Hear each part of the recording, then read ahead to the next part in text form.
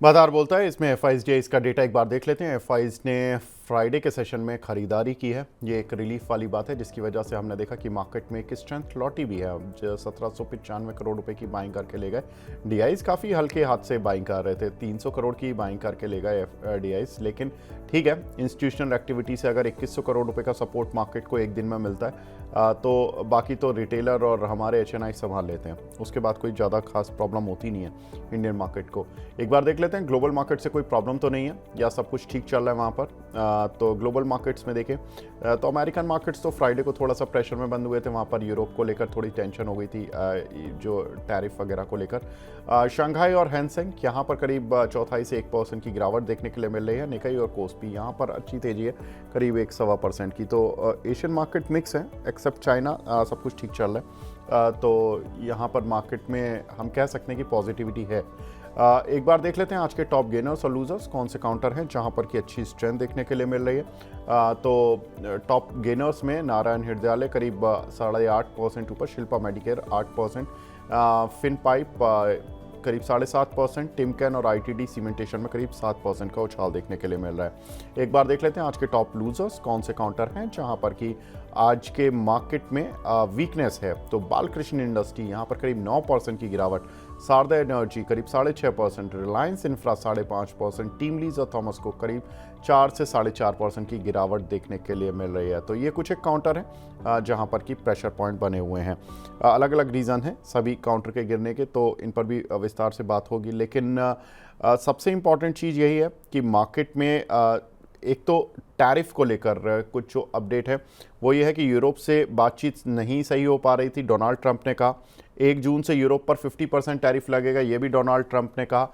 लेकिन मॉर्निंग में इस पर एक अपडेट आया कि डोनाल्ड ट्रंप ने कहा है उनकी बातचीत हुई है यूरोप ईयू के हेड से, और अब जो 1 जून से टैरिफ लगना था वो फिर एक्सटेंड कर दिया उन्होंने 9 जुलाई के लिए। तो जो 9 जुलाई इनिशियल डेट थी सभी देशों के टैरिफ के लिए, वो अब शिफ्ट हो गई है फिलहाल। तो इसीलिए हमने देखा कि मार्केट के लिए एक पॉजिटिव सेंटीमेंट बन गया। कल रात तक यही खबर थी कि 1 जून से यूरोप पर 50% टैरिफ लगेगा, लेकिन डोनाल्ड ट्रंप की तरफ से ये एक स्टेटमेंट आया जो एक पॉजिटिव है। हालांकि एप्पल के फ़ोन पर अमेरिका में काफ़ी कुछ उठापटक है, क्योंकि वहाँ पर डोनाल्ड ट्रंप ने कहा कि अगर एप्पल अपने फ़ोन कहीं भी विदेश में बनाएगा, ख़ासतौर से भारत वगैरह में बनाएगा, 25% टैरिफ देना होगा, वो अपने फ़ोन अमेरिका में नहीं बेच सकता। इवन उन्होंने ये बात अब सैमसंग के लिए भी बोल दी है। तो कहीं ना कहीं फ़ोन इंडस्ट्री में काफ़ी कुछ उठापटक होने वाली है। कैसे देखें सनी सर, ये डोनाल्ड ट्रंप जैसे ही लगता है कि टैरिफ को लेके स्टेबल हो गए फिर हथियार बना लेते हैं। ऐसा लगता ही नहीं कि बैकफुट पर जा रहे हैं इनके। ये तो मतलब ट्रेडिंग कम्युनिटी के सबसे अच्छे दोस्त तो डोनाल्ड ट्रंप ही हैं, क्योंकि इतनी अच्छी ट्रेडिंग करा रहे हैं मार्केट में, इतनी अच्छी वॉलेटिलिटी पैदा कराते हैं। ऐसे में इन्वेस्टर इस पर्टिकुलर सेक्टर में, ख़ासतौर से आईटी में या फ़ोन इंडस्ट्री में लाइक डिक्सन, रेडिंगटन, इस तरह के शेयर्स में कैसे पोजीशन बनाए? इन्वेस्टिंग सोचे या ट्रेडिंग ही सोचे बस? आई थिंक आपने बहुत सही कहा विवेक जी की जिसे हम ट्रम्प टैंट्रम कहते हैं, पता नहीं आज कुछ बोलते हैं फिर नेक्स्ट डे स्टेटमेंट चेंज हो जाता है।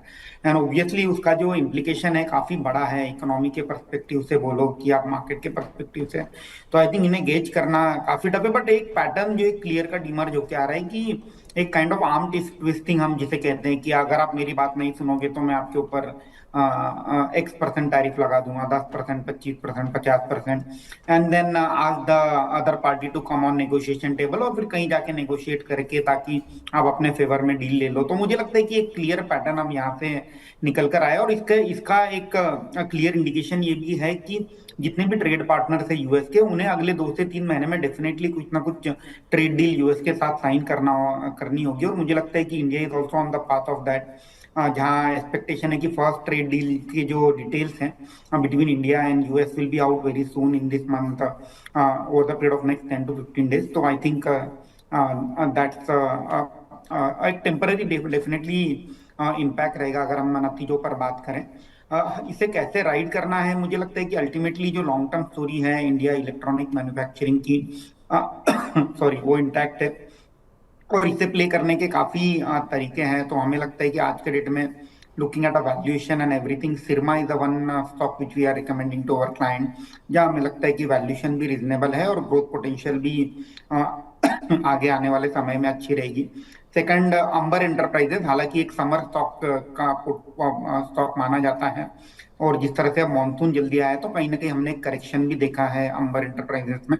तो मुझे लगता है कि अगर कोई medium to long term investor है तो अंबर एंटरप्राइजेस को कंसिडर कर सकता है अपने पोर्टफोलियो में। And if somebody want to ride on semiconductor और यूएस ग्रोथ स्टोरी, तो केन्स टेक्नोलॉजी हमें अच्छा लगता है, बट हालांकि वो स्टॉक में भी अच्छी खासी रैली हमने देखी नतीजों के बाद, तो बाय ऑन डिप की रणनीति केन्स टेक्नोलॉजी में बना सकते हैं। ठीक है।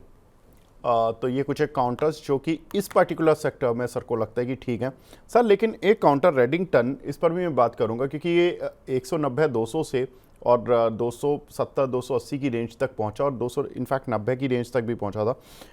इसमें क्या स्टोरी पक रही है, क्योंकि ये भी आईफोन तो बेचता है, एप्पल आईफोन का बड़ा डिस्ट्रीब्यूटर है ये इंडिया में, और इस पर क्या कुछ इम्पैक्ट किस तरह से सोचें?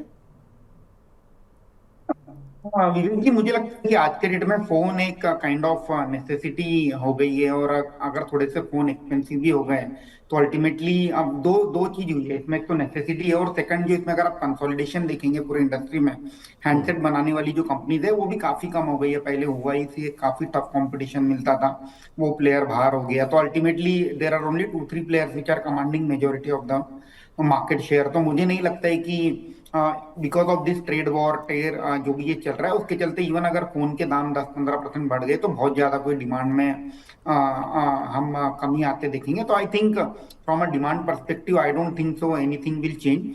और अगर हम ये भी मान के चलते हैं कि एप्पल की जो प्रोडक्शन है वो इंडिया से शिफ्ट होकर यूएस चली जाएगी, तो I think again that is not a very viable proposal. मुझे लगता है कि अल्टीमेटली आप जब सेम प्रोडक्ट आप यूएस में बनाओगे despite of 25% import duty US में, वो फिर भी काफी महंगी बनेगी आईफोन और उसके जो रिलेटेड प्रोडक्ट है एप्पल के प्रोडक्ट। तो ultimately again it's an arm twisting tactic use by US president कि आप कुछ कुछ एक सर्टन मैन्युफैक्चरिंग जो यूनिट है एटलीस्ट यूएस में स्टार्ट करें rather than keeping only in India. और अगर हम रेडिंगटन की बात करें तो आई थिंक अगेन जिस तरह से हमने बात करी कि डिस्ट्रीब्यूशन बिजनेस में है कंपनी, और कोई बहुत ज्यादा इम्पैक्ट आएगा नहीं। इंडिया में भी जो ट्रांजिशन हो रहा है फ्रॉम अ फीचर फोन और from a 2G phone to 4G and 5G phone, ये जारी रहेगा। And again being a distributor of Apple, Redington will be one of the beneficiary in medium to long term. ठीक है। अगली खबर वही जिस पर शायद हर भारतीय को गर्व होना चाहिए कि भारत दुनिया की चौथी महाशक्ति बन गया है इकोनॉमिक टर्म में, और जापान को अब हमने पीछे हरा दिया है और अब चौथा स्थान हमारा हो चुका है। भारत से आगे अब केवल 3 देश रह गए हैं, अमेरिका, चीन और जर्मनी। भारत की इकोनॉमी $4 ट्रिलियन के पार हो चुकी है। अगले 3 साल में तीसरे स्थान पर आने का लक्ष्य ले रही है इंडिया कि हम जर्मनी को भी हरा दें। ऐसा भारतीय सरकार, भारतीय इकोनॉमी हो सकता है कि अपना टारगेट ये अचीव कर ले। IMF के अनुसार 2028 में भारत दुनिया की तीसरी महाशक्ति होगा। एक बार देख लेते हैं किस तरह से भारत की स्पीड है। IMF का ही जो प्रोजेक्टेड GDP ग्रोथ डेटा है वो एक बार देख लेते हैं कि कितनी GDP ग्रोथ भारत की, अमेरिका की, चाइना की, जर्मनी की देखने के लिए मिल सकती है। आपकी स्क्रीन पर है। USA में इस साल करीब $30.5 ट्रिलियन की इकोनॉमी रहेगी और 2026 में 31.7, 2027 में 32.9 और 2028 में US की इकोनॉमी $34.34 रहेगी। इसी तरह से चाइना की GDP आप देख सकते हैं, $19 ट्रिलियन की अभी है एज ऑफ नाउ ऑलमोस्ट 2025 में, और 2028 में ये करीब 23 ट्रिलियन की हो जाएगी। इंडिया जो कि 4.19 पर आ चुका है और जापान करीब 4.18 पर है। इस साल के प्रोजेक्टेड डेटा हैं ये IMF के। और उसके बाद अब देखिए इंडिया की जो ग्रोथ है ये और जर्मनी की ग्रोथ 2028 में देखिए, जर्मनी की जो GDP होगी वो 2028 में IMF के ही एस्टिमेट्स कहते हैं कि 5.25 ट्रिलियन की रह जाएगी और इंडिया 5.58 पर पहुंच जाएगा, यानी कि इंडिया तीसरे स्थान पर पहुंच जाएगा। लेकिन US और चाइना से अभी भी हम थोड़ा ज़्यादा ही गैप है हमारा, क्योंकि जब हम 5.58 पर पहुंचेंगे उस समय चाइना करीब 23.1 ट्रिलियन पर होगा और US हो सकता है कि 34 ट्रिलियन की इकोनॉमी बन चुका हो। सनी सर देखिए स्पीड अच्छी है लेकिन रास्ता बहुत लंबा है। जर्मनी तो ठीक है, हार जाएगा। जर्मनी के बाद शायद चाइना और अमेरिका को हराने में दशक लग जाएंगे, क्योंकि जितनी बड़ी इकोनॉमी उनकी बन चुकी है। लेकिन जब टारगेट बड़ा हो तो स्पीड भी तेज आदमी करता है, इंसान तेज करता है, प्लान भी उस तरीके से बनाता है कि अभी बहुत लंबा रास्ता तय करना है। क्या लगता है सर, इंडिया की इस मैक्रो रेस में कि जीडीपी की रफ्तार भारत की बढ़िया रहेगी और हमने बहुत देशों को हराया भी पीछे, इस रफ्तार में कौन से शेयर्स होंगे, कौन से सेक्टर्स होंगे जिनको सबसे ज़्यादा फायदा मिलेगा? Yeah, ultimately, again, I am very bullish on growth potential of India as an economy, and obviously जब इकोनॉमी आपकी ग्रो होती है तो काफी सारे सेक्टर्स को बेनिफिट मिलता है। तो ऑब्वियसली उसमें से the one of the key beneficiary will be BFSI sector, क्योंकि वो कहीं ना कहीं एक बैकबोन होती है इकोनॉमी की, weather it is banks, NBFC. और उसमें अब जो जिस तरह से अब कोविड के बाद कैपिटल मार्केट में पार्टिसिपेशन बढ़ा है, तो ये जो तीन थीम है, BFSI, NBFC and capital market, जब हम कैपिटल मार्केट की बात करते हैं तो उसमें सभी प्लेयर आ जाएंगे, एसेट मैनेजमेंट कंपनीज भी आ जाएगी, आपके wealth managers, broker, exchanges and intermediaries like CDSL. तो I think this entire BFSI basket is likely to do well, जहां मुझे लगता है कि 13 से 15% की ग्रोथ हम आसानी से ये सेक्टर में देख सकते हैं। मोटा मोटी अगर आप जीडीपी का मल्टीप्लायर लेंगे तो 1.3 to 1.5 टाइम्स का जीडीपी का मल्टीप्लायर ये सेक्टर का रहता है। तो this is the one sector where we are bullish on, जिसे हम फाइनेंशियलाइजेशन भी कहते हैं, कि लोग जो अपने एसेट से वो हार्ड एसेट से मूव करके फाइनेंशियल एसेट में मूव कर रहे हैं, और ये जो ट्रेंड है ये आगे जाके जारी रहेगा। तो that's a one big theme. Second big theme, important theme is manufacturing, जहां अगर आप देखेंगे इंडिया में आज ओवरऑल जीडीपी में मैन्युफैक्चरिंग का जो कंट्रीब्यूशन है काफी लो है, and over the period of next 5 to 10 years you will see that this will shift towards manufacturing। तो manufacturing as a sector will be one of the largest wealth creator, जिसमें हमने देखा भी है कि because of the government back production link incentive scheme electronics में हमने काफी हद तक इंपोर्ट भी घटाए हैं, और एक्सपोर्ट का भी कहीं ना कहीं अब मार्केट ओपन अप होते दिख रहा है। तो electronic with in the manufacturing is one thing. Cap goods engineering, जिस तरह से इंडिया में मैन्युफैक्चरिंग बेस सेटअप लग रहे हैं अक्रॉस द इंडस्ट्री, जो कैप गुड्स और इंजीनियरिंग कंपनीज हैं, हमें लगता है कि वहां भी एक काइंड ऑफ अच्छा वेल्थ क्रिएशन रहेगा। And obviously to make your economy more stronger, enabling resolution आपको, एनेबलिंग इंफ्रास्ट्रक्चर आपको देना होगा। तो मुझे लगता है कि infrastructure related businesses, whether it is ports, whether it is airport or whether it is anything related to logistic, ये सेक्टर जो रहेगा ये भी एक काफी इंपॉर्टेंट सेक्टर रहेगा। And last but not the least, consumption, because India is a young country, growing country, and in a growing economy like India obviously आपकी अगर डिस्पोजेबल इनकम बढ़ती है तो consumption both staple as well as discretionary, ये जो पूरी theme है discretionary में jewellery, apparel, fashion, for that matter travel and tourism, all this entire pack will. तो एक ब्रॉडर अगर हम थीम की बात करें तो 4 थीम हो गई। एक है consumption, one is financialisation of the saving, जिसके चलते पूरा बीएफएसआई सेक्टर को बेनिफिट होगा। थर्ड इज इंफ्रास्ट्रक्चर, तो whether that infrastructure is physical और digital, and fourth is manufacturing. तो ये 4 ब्रॉडर थीम मुझे लगती है कि लगता है कि ये 4 जो थीम है इसमें अच्छे पैसे बनेंगे आने वाले 5 से 10 सालों में। ठीक है, तो भारत जैसे जैसे बढ़ेगा ये 4 थीम आप ध्यान में रखें, यहाँ पैसा डालेंगे तो आपका पैसा भी बढ़ेगा। अगली खबर सर, मार्केट को सेबी से राहत मिल सकती है। सेबी ने और एक्सचेंजेस पर, ब्रोकर्स पर काफ़ी कुछ जो नियम थे वो सख्त करे।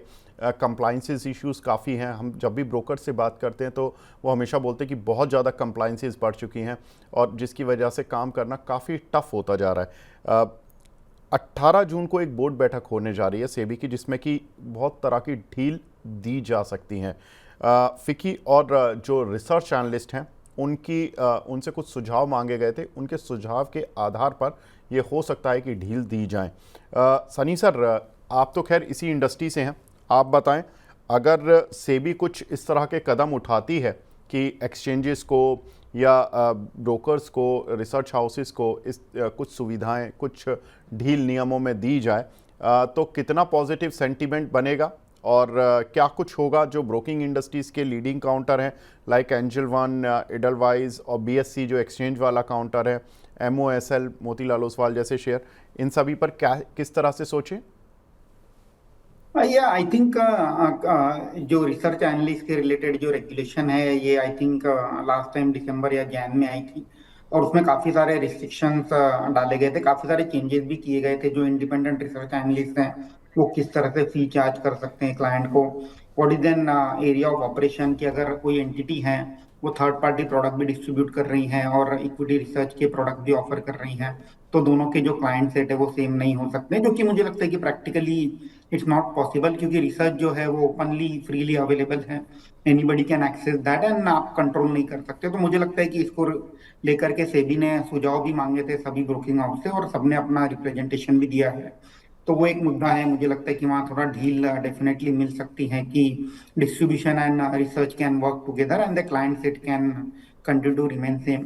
रही ब्रोकर्स की बात, तो I think this are very small teething issue, इसके चलते ब्रोकर को ना कोई बहुत ज्यादा बेनिफिट या लॉस नहीं होगा। बट अगर ओवरऑल मैं बिजनेस की बात करूं ब्रोकिंग इंडस्ट्री की, तो मुझे लगता है कि ultimately that's link to the volume growth, and ultimately जिस तरह से एक सेटबैक लगा था एफएनओ वॉल्यूम को लेकर because of this change in regulation, वहां मुझे लगता है कि ग्रेजुअली एक वॉल्यूम रिकवरी अगले 3 से 6 महीनों में आते दिखेगी।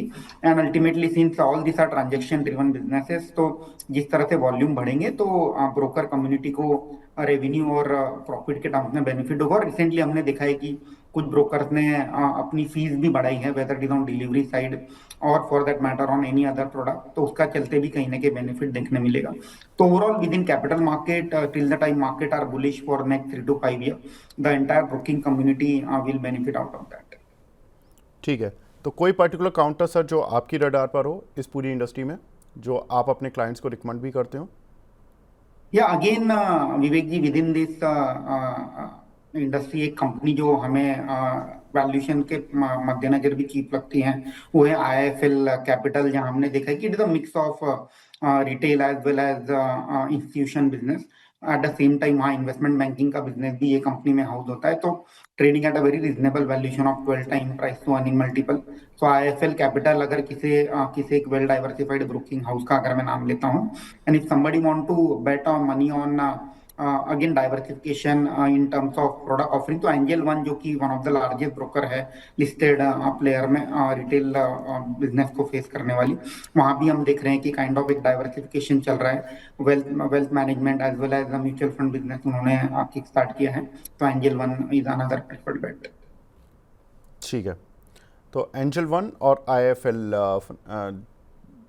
कैपिटल, और यहाँ पर कुछ एक ये दो काउंटर जहाँ पर कि सर को लगता है कि थोड़ा ठीक ठाक रुझान देखने के लिए मिलेगा।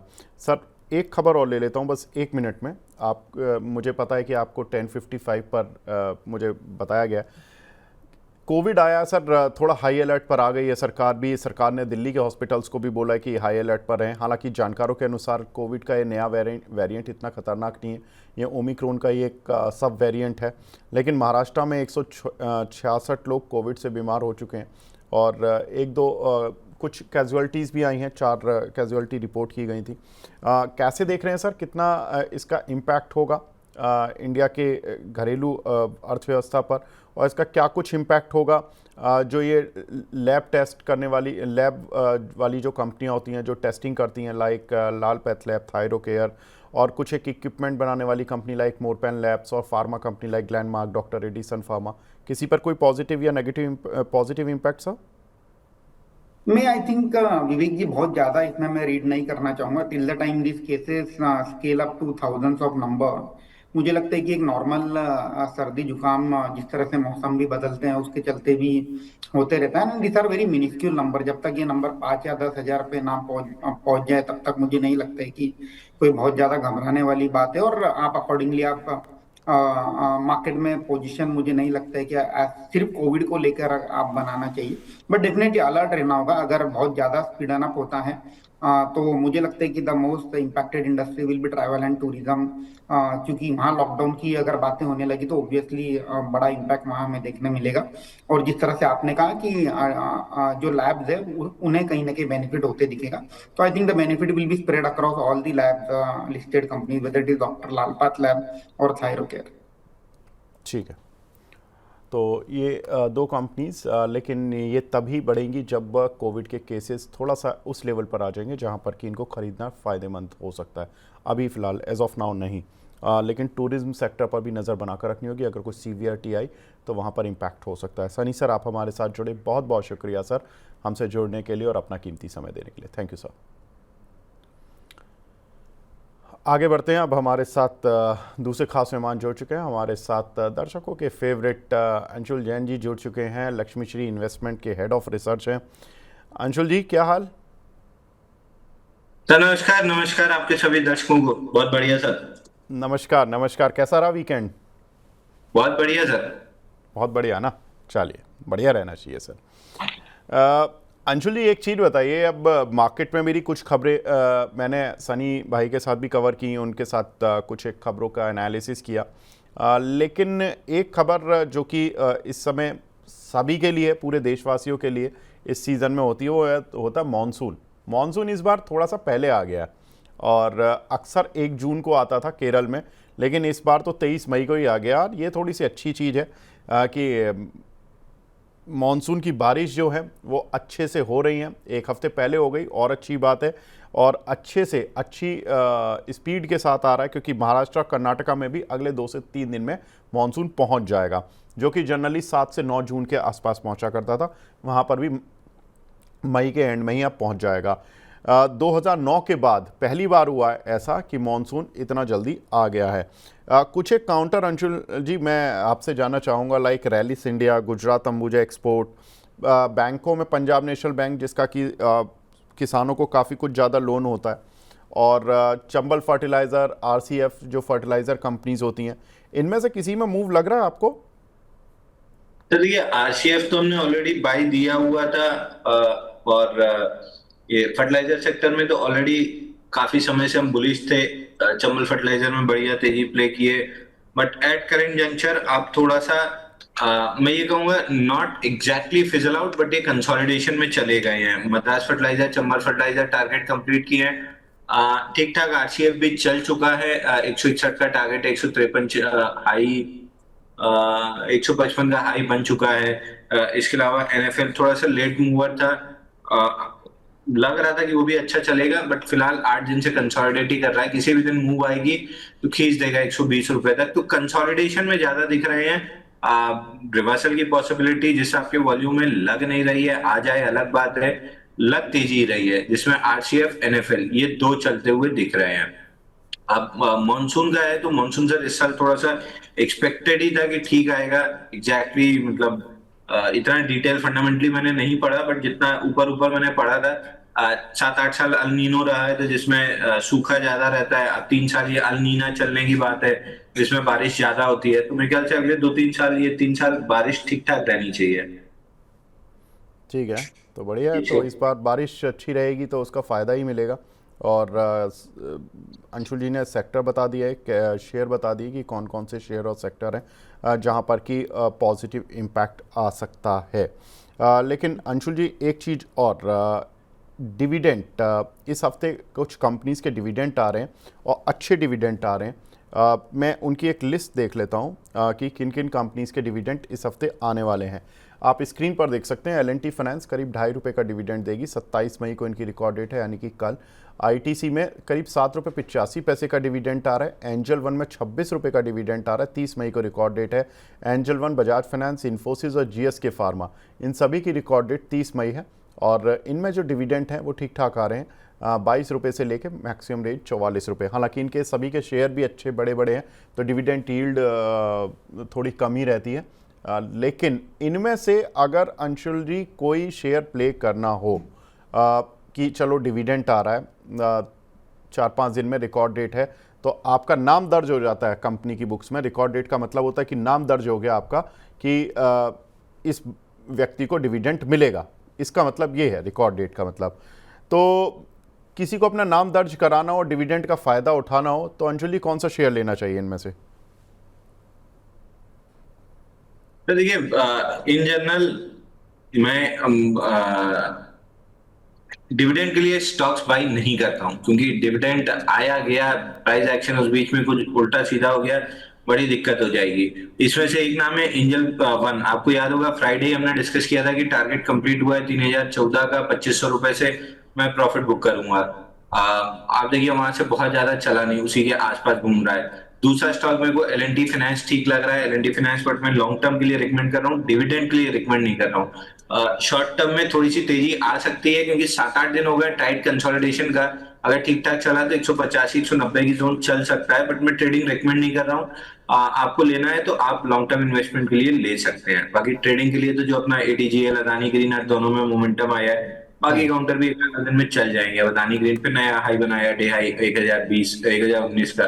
तो ट्रेडिंग काउंटर अलग है, बट ये डिविडेंड के लिए मैं स्टॉक्स नहीं खरीदूंगा। हालांकि इसमें इंफोसिस मेरी बाय लिस्ट में है, एंजल वन टारगेट हो गया, ITC मेरे को पसंद नहीं है, L&T फाइनेंस मेरे को बहुत पसंद है लॉन्ग टर्म इन्वेस्टमेंट के लिए आज से। GSK फार्मा ग्लैक्सोस्मिथक्लाइन होगा ना, ये ग्लैक्सो। ये भी अच्छा नहीं लग रहा है, तो इसमें L&T finance current market price पे L&T फाइनेंस इन्फोसिस दो ही अच्छे बाई लग रहे हैं, बट डिविडेंड नहीं, थोड़ा सा लंबे समय के लिए बाई करना है। ठीक है, तो ये कुछ एक शेयर्स हैं जहां पर कि आप डिविडेंड के लिए बाय कर सकते हैं। L&T फाइनेंस 2.5 रुपये का डिविडेंड दे रहा है, ITC करीब 8 रुपये का डिविडेंड दे रहा है, एंजल वन 26 रुपये का डिविडेंड दे रहा है, बजाज फाइनेंस 44 रुपये का डिविडेंड दे रहा है। देखिए डिविडेंड का जब आप कैलकुलेशन करते हैं कि आपको एक्चुअल बेनिफिट कितना मिलेगा, तो आप उसका शेयर प्राइस भी देख लें। क्योंकि ऐसा नहीं कि 44 रुपये का डिविडेंड मिल रहा है, सुनने से तो बहुत अच्छा लगता है कि 44 रुपये का डिविडेंड मिल रहा है, लेकिन बात ये होती है कि जैसे बजाज फाइनेंस का शेयर है, अब ये 9200 रुपये का चल रहा है। आपको एक 44 रुपये कमाने के लिए पहले 9300 रुपये करीब लगाने होंगे, क्योंकि 9280 का चल रहा है। फिर आप इसमें कुछ ब्रोकरेज भी देंगे ब्रोकिंग हाउस को, तो आपका करीब 9300 रुपये, 9300 रुपये की बाइंग पड़ेगी, उस पर आपको 44 रुपये मिलेंगे। तो ये आपको सोचना है। हाँ, अगर आपका लॉन्ग टर्म विज़न ठीक है, जैसा अंशुल जी ने बताया, तो आप किसी भी शेयर को बाय करो, तो फिर डिविडेंड का फ़ायदा उठाना चाहिए। फॉर एग्जांपल इन्फोसिस 1578 रुपये चल रहा है, और इस पर जो डिविडेंड आ रहा है वो आ रहा है 22 रुपये। तो अगर आप डिविडेंड यील्ड देखेंगे तो करीब 1.25% 1.5% के करीब की बैठेगी। अब इसमें यह है कि लेकिन ये आपको जल्दी मिल जाएगा डिविडेंड। तो अगर आप इसको 1-1.5 महीने में के हिसाब से देखें कि आपको 1 महीने में 1.25% 1.5% का रिटर्न आ रहा है, तो ठीक है, इन्फोसिस ले सकते हैं। लेकिन बात यह है कि इन्फोसिस ऐसा तो नहीं कि डिविडेंड तो मिल जाए और फिर गिर जाए, तो वो आपको थोड़ा सा कैलकुलेशन ये देखनी होती है। तो इसलिए हमने ये, जिन लोगों के पास ऑलरेडी हैं शेयर, तो उनको खुशी मिल गई कि इनको डिविडेंड आ रहा है। जिनको इस पर स्ट्रैटेजी कुछ बनानी है तो वो बना सकते हैं।